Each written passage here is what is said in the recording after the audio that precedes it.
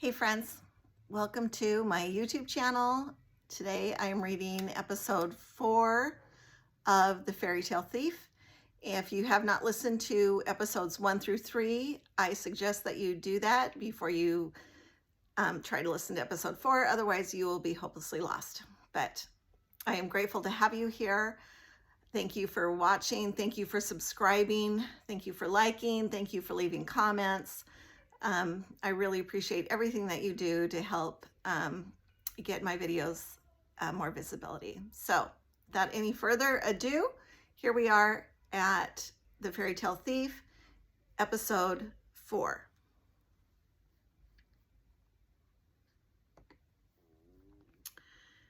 Grace stared at him with an open mouth. You know, if we were in Charleston right now, you'd be swallowing fireflies. His words broke her paralysis. She stooped and picked up Toby's phone. Gotta go, Kels. Kelly squeaked, but Grace hung up without listening to her protest and tucked the phone in her back pocket.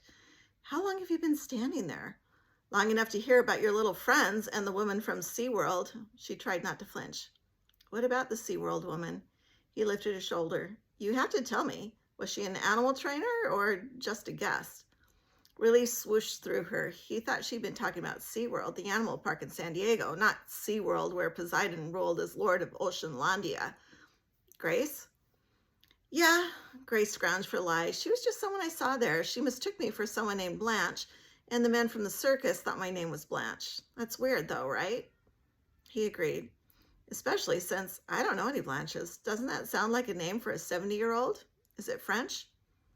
German, she said, remembering what Kelly had told her. The Grimm fairy tales were from Germany. Where did the original Snow White story come from? Gracie, Heather called from the back porch. Where are you? Gracie? Brock lifted an eyebrow. Only my family calls me that, she told him. Out here, Heather, she called back. Time to eat, Heather said. I have to go. Do you guys eat dinner together? Brock asked. You and your mom don't? I returned. Almost never, and if we do, it's at a restaurant. My mom has a complicated relationship with food. Oh, Grace tried to imagine eating at a restaurant more than once every couple of years.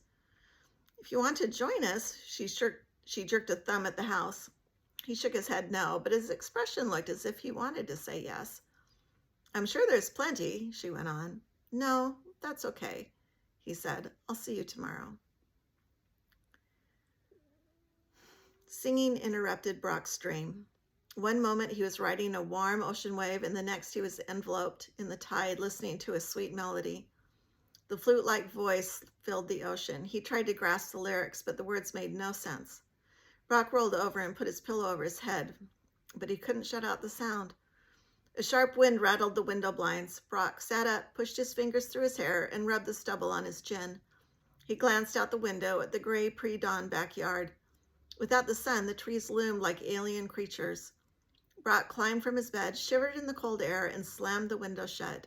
Still, the music continued, the volume undiminished.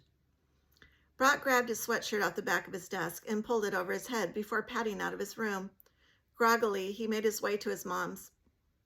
Her bed was empty, but a collection of luggage in the middle of the room told him she'd returned. He followed the music to the living room. He expected to find a tablet or a phone in the dock, but he saw nothing out of the ordinary. Beige silk sofas with beaded pillows, wooden side tables holding nothing more than potted orchids, the baby grand piano, bookshelves lining the wall. But wait. He edged closer to the shelves. There, in front of the books, was a flute. It glistened in the semi-darkness. Darling, his mom's voice froze him. You're awake early. He spun to see Cordelia standing in the front hall. She wore a navy silk robe and looked beautiful despite her mussed hair and tired lines etched around her eyes. You must be excited about the first day of school to get up before dawn. The music, Brock began, but even as he spoke, he realized the music had stopped. An irritated wrinkle appeared between his mom's eyebrows. I don't hear anything. I thought I did, he said. She smiled, but it couldn't hide her obvious fatigue. Wrapping her arms around him, she pulled him into a warm, musky hug. Oh, I've missed you, she said into his chest as she rubbed his back. She felt small and fragile against him, and he flashed back to when their roles had been reversed, when she was the larger, stronger person in their family of two. When did you get home? He pulled away from her. A few hours ago. She tightened the belt on her robe and flashed him another tired smile. Everything okay here? Yeah, of course. She let out a small groan. Nishapur was a mess. It's such a sensory overload. Too many people, too many animals, too much noise. That music I heard, Brock said. It sounded like a flute, but also singing. Cordelia cocked her head. Sweet dreams? It didn't seem like a dream. But what else could it be? She asked. He glanced at the flute. Is that new? He went to pick it up, but Cordelia beat him to it. I found this in a quaint Persian village for a buyer. She held it up for his inspection, but didn't hand it to him. It's a pretty little thing, isn't it? Was it worth the trip? She lifted her small shoulder. The buyer made it worthwhile. Patting his cheek, she gazed into his face. I've missed you, she said again. I missed you too, he returned. Big day today, starting your junior year. She let out an exaggerated yawn. I hope you don't mind, but I'm going back to bed. Mom, he started. She raised an eyebrow, waiting. But Brock didn't know how to ask all of his questions, so he simply said, Love you. Her gaze turned tender. Love you too. Panic gripped Grace as soon as her mom pulled the Jeep into St. Mag's parking lot. The oatmeal she'd eaten that morning turned into a heavy, seething ball of grossness in her stomach. She thought of Kelly and the rest of her friends at home and blinked back tears. She turned her head so Jeannie wouldn't see. Because they had to be early, the junior and senior parking lots were nearly empty. The Jeep rattled over the speed bump that separated the teacher's lot from the students. Jeannie parked between an Audi and a BMW. Everyone here knows everyone else. Grace tightened her grip on her textbooks. Not true, Jeannie said. I have a list of new kids. She elbowed Grace. You're not alone. Besides, Heather said you met some friends who took you to the beach, and the kid next door brought you home. Yes, but... Grace started. And, her mom added, nothing. He has a girlfriend that looks like Barbie. Tall, blonde, and skinny. A different species, Grace told her mom as she gathered up her backpack. Everyone here is different from me. I'm like an alien. Jeannie rolled her eyes and climbed from the car. I'm just glad you're not a zombie. You're right. It could be worse. Grace followed Jeannie through the parking lot, but at the gate they parted ways. Jeannie headed for her classroom, and Grace went to find her locker. The empty halls echoed now, but she knew that soon they'd fill up with students and ring with hundreds of voices, all talking, laughing, and joking at once. No one would notice her. They'd look past her as if they were looking for someone and hoping to see someone else. For a small, brief moment, she was glad she was wearing the hideous uniform, because then, at least, she'd look like she belonged, even if she didn't feel like it. Grace pushed her backpack into her locker, drew out a well-worn copy of The Princess Bride, and tucked it into her notebook. Back outside, she found a bench and pulled out her book. Soon she was totally lost in the adventures of Buttercup and Wesley. Someone sat down beside her and nudged her thigh with a knee. She glanced up into Chase's smiling face. I'm glad you're here, Salmon Girl. With comb tracks running through his hair and in his white polo shirt and crisply ironed navy pants, he looked like a different creature than the guy at the beach. You up for this? Sure. She tucked her book back inside her bag. Good thing you didn't drown yesterday. Yeah, I know. I bet you didn't let Brockbank take advantage of you on the way home, did you? Grace snorted. He couldn't, even if he tried. He won't try. He's tied to Alicia, or at least he was. She was pretty mad yesterday when he ditched her. Oh, was he her ride home? I gave her a ride home. Then what's the problem? Chase bumped her with his shoulder. I didn't say there was a problem yet. I'm just warning you. Alicia is a pussycat with claws. Grace started to tell him she wasn't afraid of Alicia. But then she saw someone she was afraid of. A bunch of someones. What if Kelly had been right and the little men were figments of her imagination? Grace dropped her voice to a whisper. Do you see those guys? She motioned to the far side of the parking lot where the dwarfs congregated. Sure, they're small, but not invisible. Grace laughed and heard the relief in her voice. She wondered if Chase could hear it too. They think my name is Blanche. Who's Blanche? I don't know, but I know she has nothing to do with me. A thought struck her, and she quickly counted their bald heads. There's 7 of them. So? Chase frowned at him. Grace elbowed him. Don't stare, it's rude. Chase shook himself and turned the power of his brown eyes on Grace. Are you thinking about the 7 dwarfs? Aren't you? She huffed out of breath. Blanche means white, as in Snow White. He laughed. That's just... I know, right? By now the quad had filled with students, a sea of red and navy tartan. People steered clear of the bearded men. They were like their own little island. Grace angled away so she couldn't see them, but she felt their eyes on her back. Being a new girl was bad enough, but being the new girl with miniature stalkers was over the top. Do me a favor? She asked Chase. Maybe. His eyes got a speculative glint, but only if you'll do something for me. What? She asked. You first, he said. Go ask their names. Go find out who they are and what they want. Why don't you just do it yourself? Chase asked. They scare me, Grace admitted. Are you kidding? They're tiny, he laughed. Okay, I'll go talk to the little bad guys. But if I do, you have to find out if Gabby will go with me to homecoming. Grace laughed. That's so 3rd grade. But it's the price you have to pay. He stuck out his hand. Deal? Standing, she placed her hand in his. Instead of shaking on it, Chase pulled her up against him and kissed her fast and hard. Grace stumbled back, surprised, but not, she thought, as surprised as Brock.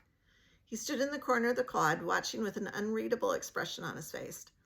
Beside him stood Alicia, wearing the same expression Grace's dad had made when he was involved in a difficult chess match. Meet me here at lunch, Chase said, and I'll tell you what I learned. Grace slipped her bag over her shoulder and turned her back on Brock, Alicia, and the 7 little men. She had hesitated outside the door of Spanish class. The teacher, Mr. Hernandez, had dark hair and skin and the build of Antonio Banderas. His Spanish was probably way better than that of Mrs. Nelson, her last Spanish teacher at Salmondale High. Someone touched her elbow and she turned to see Amy. Are you in this class? I am.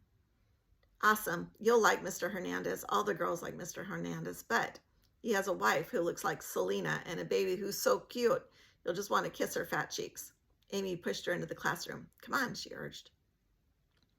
But when Grace caught sight of the dwarfs outside the window, hanging in the branches of a tree, she hesitated. The panic filling her chest deflated when she caught sight of the security guards in yellow jackets approaching the tree. Amy followed her gaze. What the hell? The kids in the class gathered at the window. Even Mr. Hernandez watched from behind his desk. Grace followed Amy into the room, trying to ignore the circus on the other side of the window where the men were arguing with the security guards. If they have a weapon, they'll be arrested, a girl with a long ponytail said. They might be arrested anyway, another guy said. They're trespassing. Limp with relief, Grace slid into the seat beside Amy, pulled out her Spanish text, and tried to calm her jittery nerves. Later, at the lunch table, Chase plopped down beside her. Amy and Oliver sat across from them. Mission accomplished, Chase said as he set down his tray and picked up a slice of pizza. Yeah? He grinned. You owe me. Amy and Oliver watched him with curious eyes. What'd you do? Found out who Grace's admirers are, Chase said. You mean Brock Bank? Oliver asked. Amy shushed her brother. You know he's with Alicia, she whispered. Yeah, but he's keeping an eye on Grace. Oliver slid a glance at Chase. And Alicia wasn't with him last night at the beach.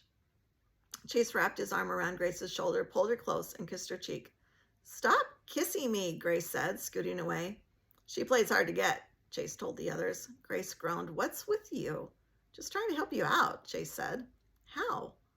Brockbank's going to find you a whole lot more interesting if he thinks he's got competition.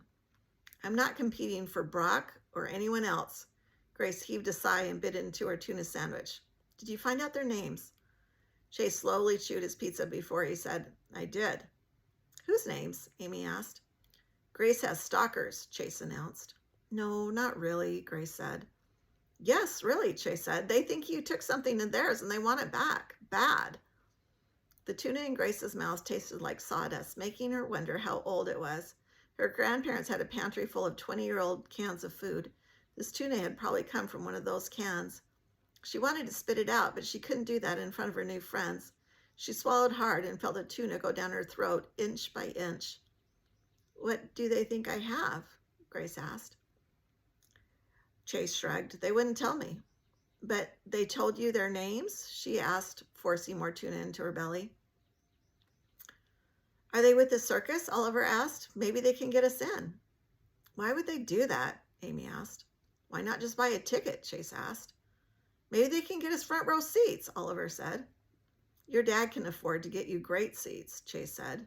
"That doesn't mean he'll pay for it," Oliver shot back, "if we're not wearing the bacon impersonators."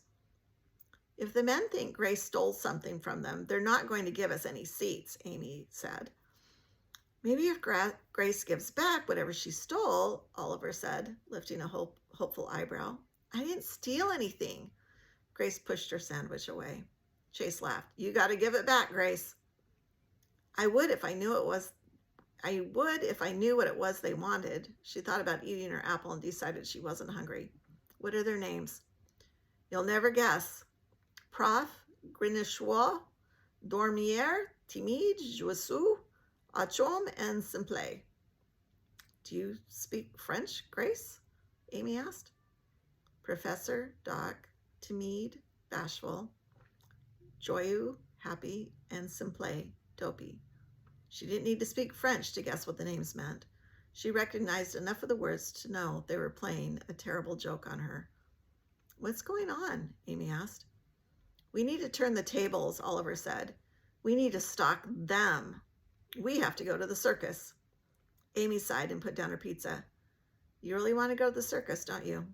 "Yeah, I really do," Oliver said with a grin. The bell rang. Grace gathered up her things and headed for her calculus class. Chase caught up with her. "I'll get us into the circus if you can get Gabby to come. Deal?" Grace thought about it. "I can try, but I can't promise anything. What's with you two, anyway?" Pain flickered in Chase's brown eyes. "I screwed up, but she needs to get over it."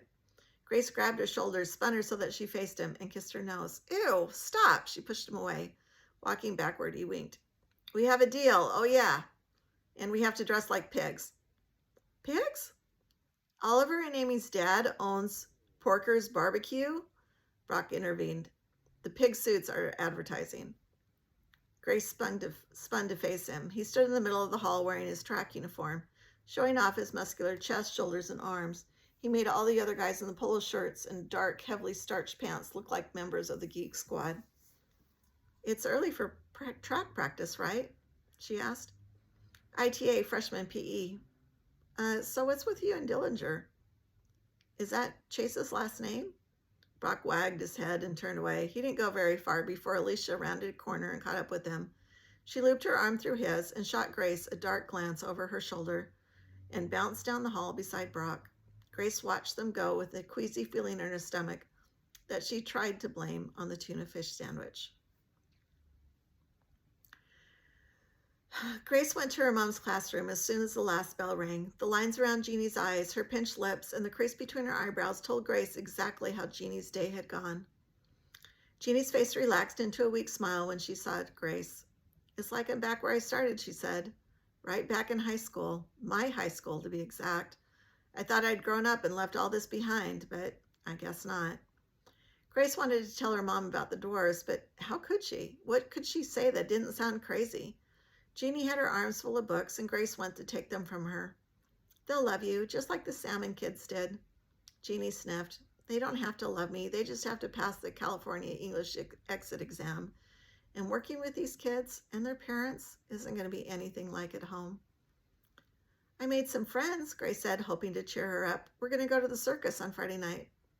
"That's great, sweetie," Jeannie said in a distracted voice. "Maybe Heather or Toby would like to go too." "I think the tickets are expensive. Amy's dad is going to pay for them if we agree to wear pig costumes. Oh, and I have to get Gabby to come too."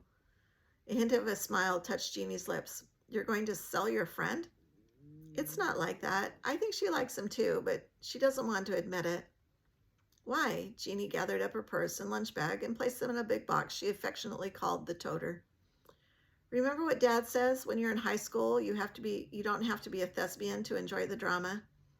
Jeannie sighed. You're right. I keep forgetting how smart you are. Using your elbow, she shut off the lights.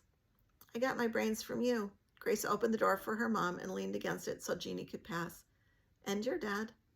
Grace wanted to ask about her dad, but she bit her lip. Now wasn't the time, although she wasn't really sure when the right time would be.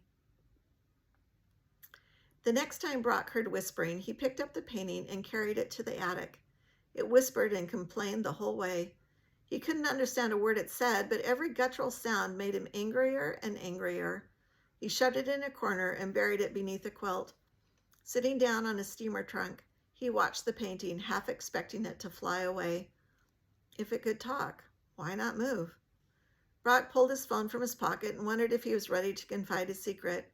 For Cordelia, nowhere was too far or too remote when it came to antiques.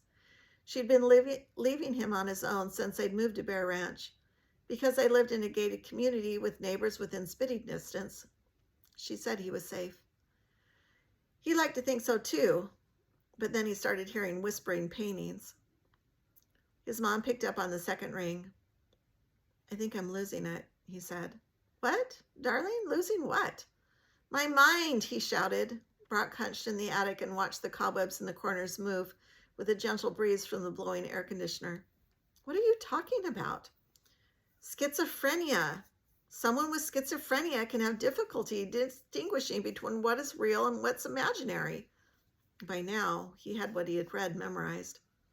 Sweetie, why would you think you have schizophrenia? His mom asked. He went over to the painting, threw off the quilt, and held his phone up to it so Cordelia could hear its whispering. Can you hear that? His doppel-whatever grinned at him, making Brock want to smash his fist through the canvas. Hear what, sweetie? His mom asked. The painting of my doppel-what? It's talking to me, in French. Listen, Freddie, we'll talk about this when I get home, okay? But I promise you, you're not crazy. You're perfect just the way you are. She paused as if searching for the right thing to say. Sometimes some of my purchases are unique. Mom, are you telling me that this painting is rigged? The promise of relief played in the back of his mind. He'd been so convinced he was crazy. Bracing the phone between his ear and shoulder, he tried running his hand over the frame again to find some sort of device responsible for the sound. When the whispering changed to a pleasing giggling noise, he backed away, seriously creeped out. We have to get rid of it, Brock said. I hate it. Oh, darling. Where's your sense of humor? His mom asked. Brock threw the quilt back over it and turned his back to it. Mom, it's a guy in Femi clothes who looks like me and giggles when I touch him. It's sick. Oh, I'm sorry you feel that way, Cordelia said, her voice hard. We'll talk about it when I get home. Brock cast the painting one last look before clomping down the stairs. Thanks for listening. If you enjoyed the story, be sure to hit the subscribe button and like. Thanks.